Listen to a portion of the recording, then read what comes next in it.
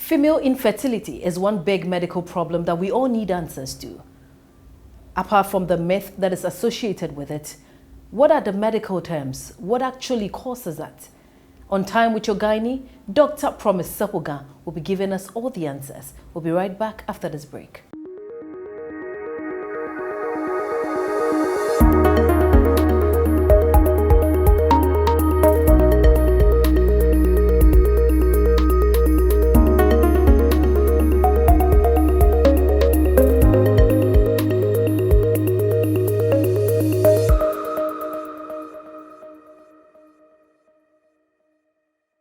Welcome back. My name is Patricia Roxanne Hammond and the show is Time with Your Gynae. My guest is Dr. Promise Sefogah. He's a consultant obstetrician gynecologist. He's also a lecturer at the University of Ghana Medical School with the Obs and Gynae department. Today, our main discussion is going to be on female infertility. There are several. We have the male infertility and we have the female infertility. But today on this show, Time with Your Gynae, we're going to talk about female infertility. Hello, Doc. Hi, Patricia. How are you? Very well, by grace. Great. We're talking about infertility in women. What actually is that?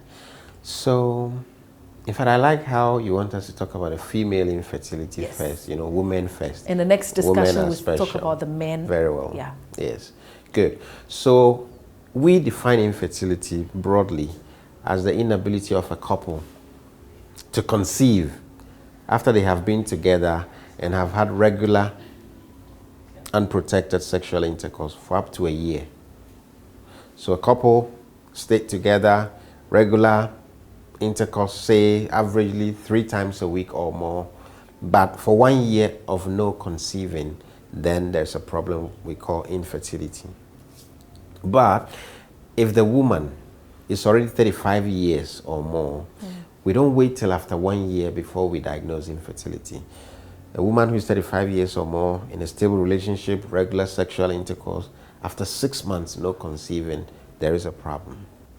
Just so that the woman who is already 35 wouldn't keep waiting and waiting and waiting until things get irreparable before they seek care. So what impact does infertility have on the mental well-being of the woman? A big impact. You see, infertility has been found to impose a great deal of psychological and emotional suffering, particularly on the woman. Take our society, we are largely pronatalist, we love children, we love to do outdoorings. People give birth so that tomorrow the children can look after them. In the past, children were seen as a source of labor. I want to have more children so that they can grow up and work on my farm, stuff like that. And so people also see children as a form of social insurance. And so when the couple, after some time in their marriage, they are not conceiving, our society straight away zooms in and put every blame on the woman, unfortunately. And the women are at the receiving end of insults, accusations, backbiting, gossips from their neighbors, members in the community, and the husband's relatives. And so research we have done found that women say, I feel like I'm useless as a woman because as a woman, my husband married me just so to have children and he's not getting children from me. So I don't feel like a woman. They feel worthless. They feel hopeless. And some feel socially that they have to isolate. And some women, feel that, okay, you know what? I can't go out for this meeting. I can't go out for a party. I can't go out for the funeral because somebody's going to see me and ask me, oh, auntie, so when are we expecting our niece, our nephew, our Or they sit at the table during the meeting and somebody will say, oh, Mansa, which school is your boy Kofi now? Another person says, oh, my child is doing well in school, my child is in this class, and I don't have a child, so I can't take part in that discussion. And the more that happens, the more it gets to the women who are in these relationships, which are bedeviled with infertility. To the extent that the level of depression a woman with infertility feels has been equated with the amount of depression people feel when they are having terminal cancer. You know, it gets so severe that unfortunately some actually do commit suicide. Meanwhile, infertility is a problem which is medical and can be handled. How is it diagnosed? I mean, so like I've said, if the couple, after some time, they are not getting pregnant, we always encourage the couple to visit the healthcare facility. Because during that visit, we're going to find the leading causes and ask about them. Have you been having or have you had a previous infection, pelvic infection? And we're going to ask you whether you had episodes of repeated lower abdominal pains, offensive vaginal discharge, pain during sex. Do you have heavy menstrual bleeding? So some of these will tell us, okay, she may have had a previous pelvic inflammatory disease, which, if not treated well, could damage the woman's tubes and result in the blockage of the tubes. Or because what happens is, this is the woman's reproductive system. The woman is supposed to release an egg every month from the ovary. So this month she releases from here, next month she releases from here. This egg has to travel through the tube, and on the way, when she has unprotected sex, the sperm is released here. So the sperm has to be adequate in number and have the ability to move to meet up with the egg, fertilizes the egg here, and the resulting embryo travels down, settles inside the womb, and develops into a baby. 9 months, we welcome baby. Right. So if the woman is not ovulating, there is a problem. Apart from that, the pregnancy may not happen because there's a problem with the tubes. And that is what I was saying, that previous pelvic infections are a leading cause of tubal damage. And in fact, if you take infertility in general, we describe it as primary infertility or secondary infertility.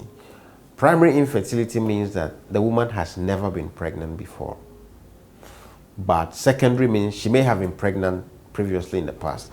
She may have had a child, she may have had a miscarriage, she may have had a termination of pregnancy, or she may have had an ectopic pregnancy, whatever, she has had pregnancy before. But then after 1 year now, she's not getting, she's trying and is not getting. And a large majority of women with infertility, if you take about 60%, 6 out of 10, the problem has to do with damage to their tubes. Is that okay? Yeah. So during our clinical visit, we check, is there an issue with the problems relating to ovulation, that you're not ovulating because of hormonal problems?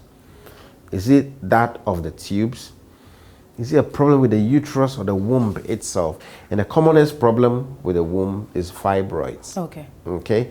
And the fibroids, like we mentioned, would be a growth that affects the womb, either inside the wall of the womb, outside, or it is sticking to the inside where the pregnancy is supposed to be.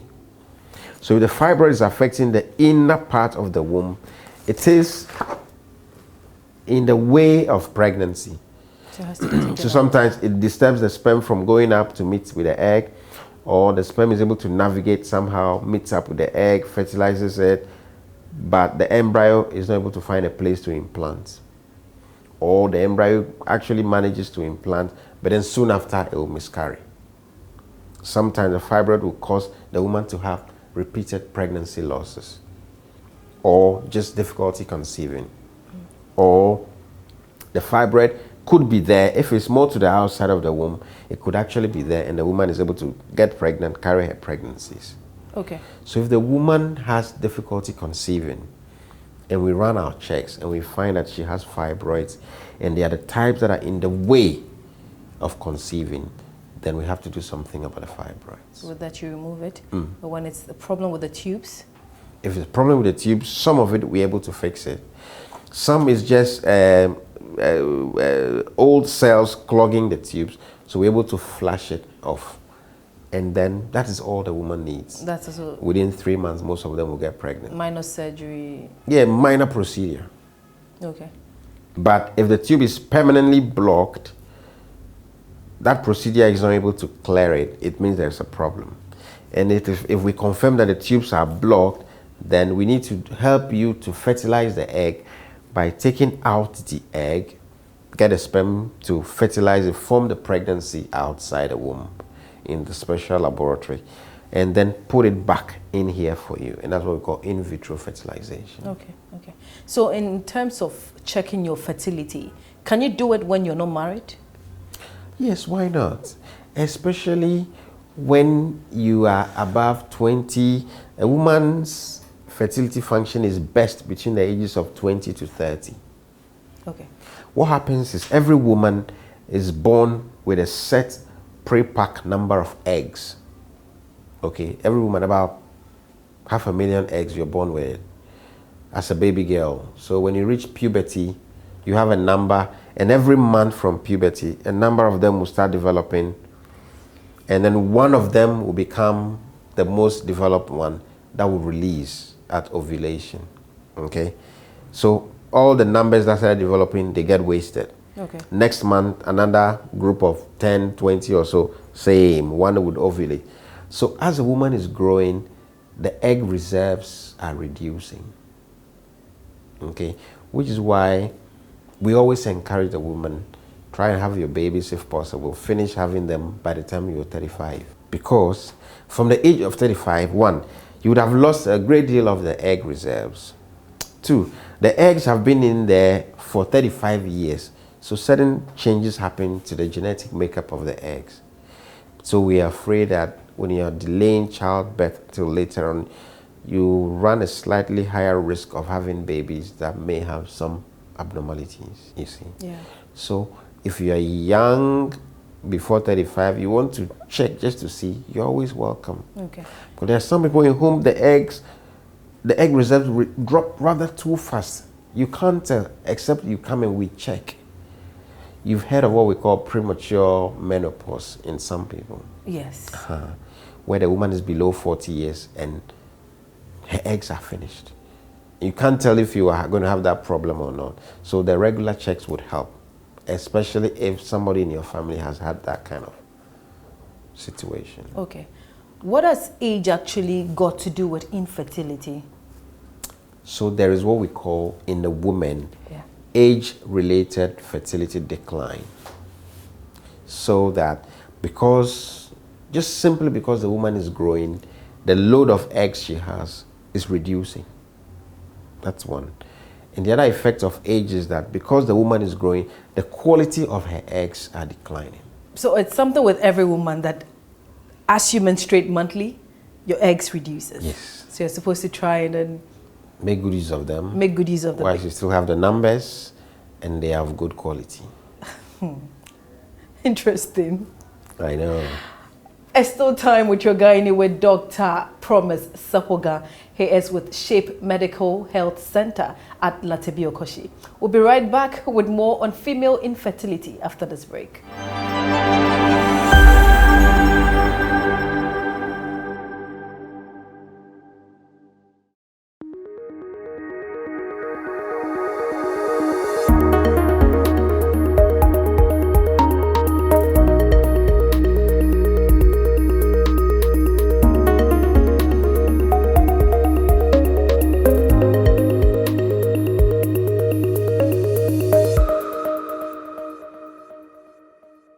Welcome back. The show is still time with your gynae, and my guest is Dr. Promise Sefogah.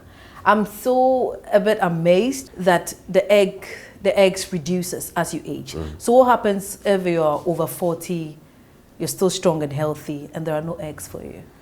I mean, so in a few cases where the woman is above 40 and she still has a good reserve of eggs. That is after treating the yes, or even, yeah, so, you know, some people, occasionally you see somebody who is above 40 and they conceive, or even 45 they conceive, but those are in the minority. Okay. A large majority, by the time you turn 40, the egg levels have declined rather significantly. So 41, 42, and then also has difficulty conceiving, chances are that we aren't going to be able to use your eggs because, one, the reserves have declined rather low, and the quality may be also very poor, to the extent that if we did a fertility treatment and you even got pregnant, there's a high risk of miscarriage or having a baby with some abnormality because of the problem with the eggs at that age, if we got some at all. Okay. Which is why the women in that age group who require advanced fertility treatment, we may then have to consider the option of donor eggs to do in vitro fertilization. This donor eggs, how does it work? You get somebody to come in, or how?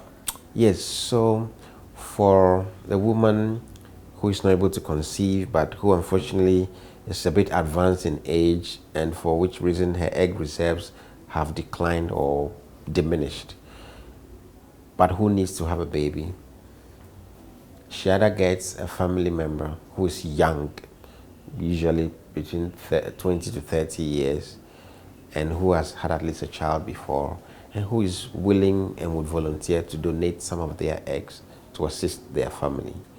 Or some people would not prefer family, so they like to use an anonymous donor who would then get screened, examined for any medical conditions, infectious problems, background check. And once we're able to match that person to the recipient to a good extent, then they undergo treatment, and then we take their egg, use the woman's partner's sperms to fertilize it, and then the woman carries the pregnancy.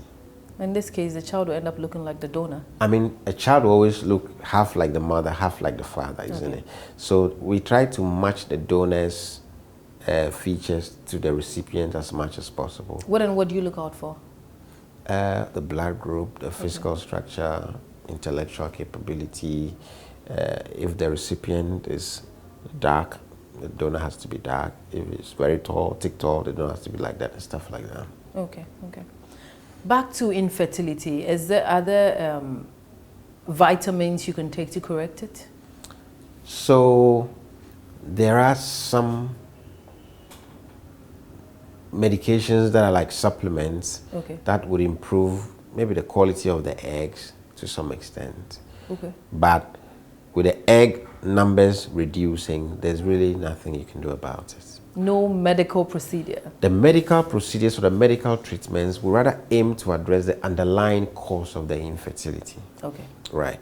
So if the problem, for instance, is from absence of ovulation, and we have established that through the blood test, then we would use either medications or injections, which the woman will start typically from the second day of the period in order to let her ovulate. So we put a woman on this particular group of medication, and she takes it for a certain number of days, and she's taught to have regular sex for a fixed number of days on determined days when she's likely to ovulate based on the medication. And then that works for a good number of them. Others, the medication alone may not work, so we either have to do the medications and add some injections in order to get them to ovulate. Yet another number will just have to take higher doses of the injections in order to get them to ovulate, because they have a problem which makes it difficult to ovulate. And a common example of that problem is called polycystic ovarian syndrome. And what happens in that situation is that instead of the ovaries developing one good egg which is released at the end of the month, the woman's ovaries have so many of the eggs all trying to develop at the same time. And as a result, none of them gets to the size where it is ready to ovulate. And so the ovary begins to harbor a lot of this plenty follicles that have been arrested at the stage of development that they cannot ovulate. So that condition makes the woman to produce a bit more of male hormone. So this woman may have irregular menses. Sometimes the period will come, sometimes it doesn't come. 2 or 3 months it wouldn't come. After a few months it will come by itself, and she will bleed very heavily for a long time. She may even need some medication in order to stop the bleeding. And then once she's not ovulating, about 30-40% of them have difficulty conceiving. Okay. So in that case, we may have to do some medication to help her to ovulate, and then the pregnancy would follow. Okay. And that condition is one of the ones that if we don't detect and deal with it, makes the woman put on weight, and the excess weight gain also affects the hormones. It becomes a vicious cycle. It makes the woman also develop certain masculine features, like they tend to have beard, hairy chest, hairy legs. They also tend to have a lot of acne. Apart from that, that woman may also be at risk of developing diabetes in the future because of the same problem which affects the hormones. And then because the menses do not come every month, the inside lining of the womb gets so thick that there could be a risk of developing cancer of the inside of the womb. Because the blood, okay. Yeah, because the regular shedding is not happening. So it becomes like, is it chocolate cyst? No, that's not even a chocolate cyst. It just stays, and if the woman does not get treated and the condition persists, plus obesity, it can become cancer of the inside of the womb. So in this case, you just have to take it, remove the womb. If it is detected early. I want to ask, so is it possible that your body as a woman will reject all of these treatments? Reject? Your system will begin to fight it. Not really trying to treat the infertility, and you're taking in the injections, the medicine, but your body now begins to react, and it's rejecting everything. Yeah, so what happens, not very commonly, is there's a resistance of your body to the medications or to the interventions, so that you're giving medications for the ovaries to ovulate, but they are not responding. So ovarian resistance, that happens, but it will happen to one or another. So if it's happening to this particular type of medication, it's a matter of we switch to another one. Okay. But if all the groups of drugs we have do not work, then we consider other means of helping you. The more we change medications, is it not going to affect the body? Not really. These are short-term things. So no. Okay. No. Can I, let's go into a bit of tradition. Yeah. Others think that being infertile is a bit spiritual. How true is that? I mean, we believe what we see as professionals. Yeah. We have been trained to look at the human body, see what problems are here, and how to correct it. Of course, we know that medical sciences do not have all the answers. There's a superior force. We all believe in God, which is why when we come to work, we pray and we ask God to help us to figure out people's problems. And when we put our interventions, God to help our interventions to work for people to get the solutions they need. So in as much as there would be the spiritual part, if you believe in that, that does not prevent you from also doing the physical interventions alongside. Okay. Because what you said tends to happen where people would over-spiritualize it and not take any physical steps. Seeking medical care. Seeking medical care. Come forward to seek medical care and pray before you come so that your problems can be solved when you come. That's the best way of applying the spirituality. Okay. So you don't push yourself to that corner without seeking help. Meanwhile, the Bible says, seek and you will find. Okay.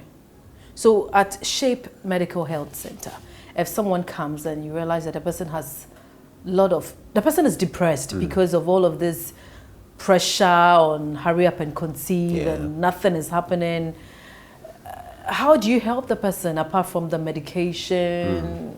Or you rather refer the person to a psychiatric hospital? No, not a psychiatric hospital. So the care we provide is comprehensive. So quite apart from looking at your hormones, looking at your blood work, checking your partner's sperm count, checking do you have fibroids, we also make room for our clinical psychologist to have a session with you. And that's very important. That will settle you and help you to even take the burden a bit easy. Because the more stressed they are, the medications have a hard time working. So with the assistance of the clinical psychologist, the brain calms down they're able to take life a bit more easy, and then overall experience is better. And of course, that affects the outcome of whatever we do. Is it possible that the person is so stressed out that the hormones are no longer working well? Yes. Stress even though the person is not infertile? Yes, I mean, stress affects virtually everything, including fertility function. It affects your libido, so the woman may not even feel the sexual drive to have sex at the time she's even ovulating, and so the pregnancy wouldn't happen. The stress will make her either overeat or not eat at all, and so the vitamins the body needs are not happening. The stress can affect the sleep patterns, and so her blood pressure begins to go up, which becomes a bigger problem for the body. So the body's attention is not really about conceiving now, it's about how to survive. So there's every reason to find ways of dealing with stress by everybody. Do what pleases you, makes you laugh. Watch comedy, go and sit at the beach, watch, just it's like take life easy, enjoy have life. fun, smile, enjoy life, you know. And then when you do that, it helps the body to come out and function better. Okay. Anxiety. Stress, anxiety, depression, they go together. And so, quite apart from these self-initiatives, if it is getting to you, seek help. And the help from the clinical psychologist is a great point of starting. Okay. Is it always after a year that there's a cause for concern to check your infertility? No. If the woman is 35 years or more. It's always 35 years? Yes, you don't have to. But of course, you know, quite often young couples walk in and want to get checked. They've just been married a month or 2 or 3. And hola, there are problems. So they would have done themselves a lot of disservice if they had waited even for the 1 year. Okay. So once you come up early, because in our part of the world, a lot of people don't do pre-conception care where they want to get themselves checked ahead of pregnancy. But if you're able to come up early, we run this check, we can detect the problems and address them early. So they don't get worse, and they also don't put you through that road, which is very rough, of infertility. Does compatibility play a role here? To some extent, but not to the extent of making it difficult to conceive. It's more an issue of the pregnancy staying, of problems for the babies when they are born. So it is right for, before you get to 35, even before you get married, you have to come and check. It's advisable. It's advisable to check your fertility status. Yeah. Is that the right word? Fertility status. Yes. Okay. As doctor said, before you get to the age of 35, it is right, or should I say, it is very important to come and check your fertility status. Even if you are above 35 to 40, Shape Medical Healthcare is always available for you. They have everything you need to get on track. My name is Patricia Roxanne Hammond, and the show has been Time with Your Gynae. My guest has been Dr. Promise Sefogah. He's an obstetrician gynecologist at Shape Medical Health Center at Latibiokoshi. Call 0302-631-880. And that's it for today. Join us same time next week.